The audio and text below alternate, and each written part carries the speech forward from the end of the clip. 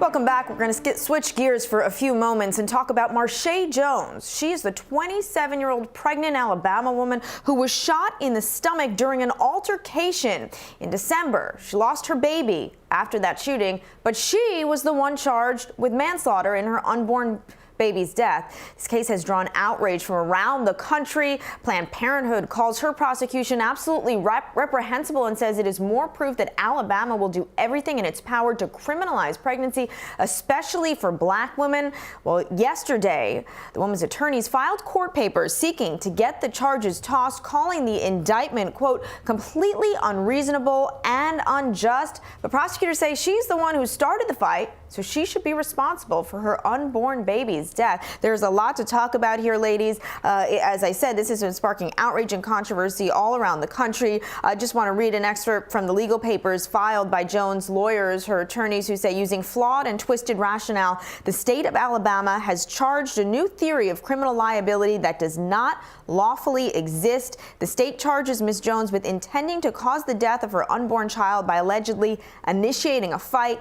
The state's theory ignores the law and ignores reasons. Agree or disagree, Terry? I absolutely agree with the defense here. Under current Alabama law, manslaughter requires that you have a reckless disregard for the life. And if it's murder, which they've not charged her with, that means you intentionally tried to kill.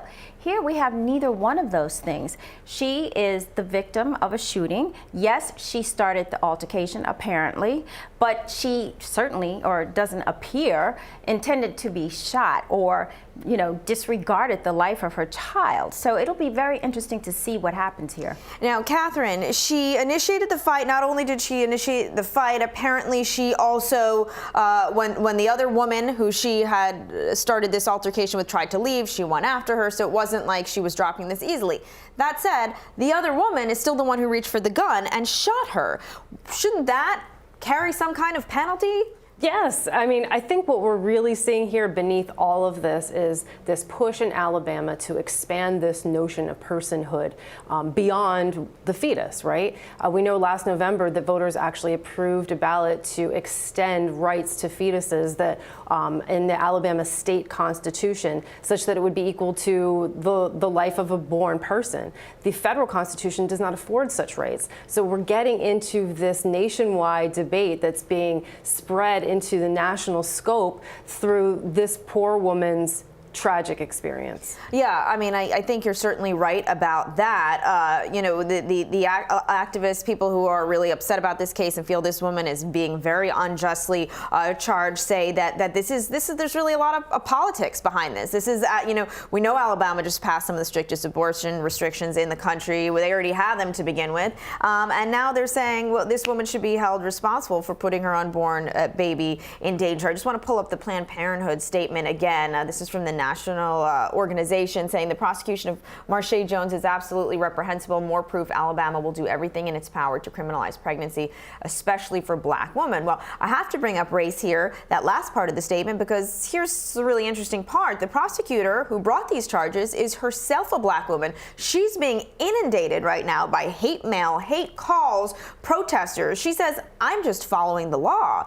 So is race an issue here when the woman bringing the charges, who presumably could have called this off, is black herself? What do you think, Terry? Yeah, I think race might be an issue here. It's interesting because I am a black woman. I am actually originally from Birmingham, Alabama. Right, and this is right on the outskirts of Birmingham, Alabama, where this has taken place, Pleasant Grove, but continue. Exactly, and it is a very conservative state. Interestingly enough, this, you know, Attorney General is basically saying she is following the law and that it's within her rights, and she doesn't feel at all that she's not applying the law correctly here with bringing these charges. But, you know, I agree with the defense, because I think that they've taken it a bit too far to say that there's manslaughter here. What do you think about the race issue in this, and the fact that we have a black female prosecutor who's leading the charge on this? I'm like ready to jump out of my seats as a civil rights attorney. That just kills me on so many fronts. I mean, here we know the idea of racial implication on laws is systemic, right? This is something that goes back for so long and is so far-reaching. It's not just about, you know, a black prosecutor and a black victim. This has far-reaching implications. And with respect to the actual abortion issues, I mean, here we see this contrived and intentional assault on Roe v. Wade, trying to chip away bit by bit at constitutional rights that were guaranteed when they know that they have a conservative court. I'm telling you, this is a queue up to go to the Supreme Court, and we all should Well, the timing of it is interesting. While this shooting happened in December, the charges, the grand jury's decision to charge did not come until after Alabama's Governor Kay Ivey signed into law that extremely restrictive ban on abortions after 6 weeks of pregnancy. There's no exceptions for rape or incest, and the only exception in this state's law is when the life of the mother is endangered by the pregnancy. You know, prosecutors insist the new law had no role in the decision of the grand jury. I mean, it is a grand jury who decided to bring these charges also. So, you know, can we believe that? Or do we think, you know, yes, it is a very conservative climate, as you raised. There's an interesting article from the New York Times that says, yes, the country is very bothered by this, very angry about this, but people in the town, not so much. They think this is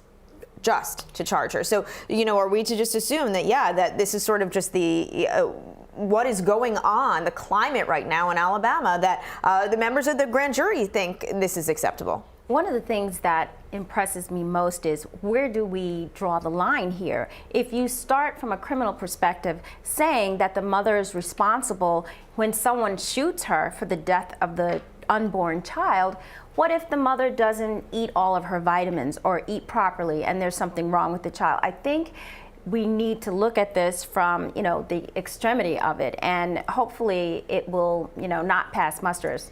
Yeah, I mean, that's a great analogy. I mean, in this case, this is a little extreme, but hey, can't, you know, Jones say that she didn't know the other woman had a gun? First of all, maybe she's starting an altercation. We don't know, you know, whether she anticipated violence. But yeah, what if you don't take your vitamins? What if you don't eat properly? What if you do something else that you don't even know is endangering the baby? Should you then be charged with manslaughter if you lose the baby? I mean, it's a good analogy, don't you think, Catherine? It's a great analogy, and it reminds me of almost these bizarre law school exams that set up these weird hypotheticals that people never thought could ever actually happen. But it's actually happening. And I really believe there's nothing coincidental about it happening now. They are trying to push the envelope as far as possible so that the Supreme Court will have to entertain the law that Alabama passed with respect to, number one, the amendment to their state constitution, and number two, the abortion laws. And right now they want it queued up because they have the most conservative court. So this is just the beginning of a much larger stage. Knowing what we know about Alabama, the makeup of the legislature, presumably the judges who have been appointed there, do you think that the defense motion will be taken seriously? Is there any chance the defense will be successful in getting these charges tossed? What do you think? I think they will be successful, and if they are not successful, I agree that it will go up on appeal, so we can see ultimately whether or not this stands. Do you think they have a chance?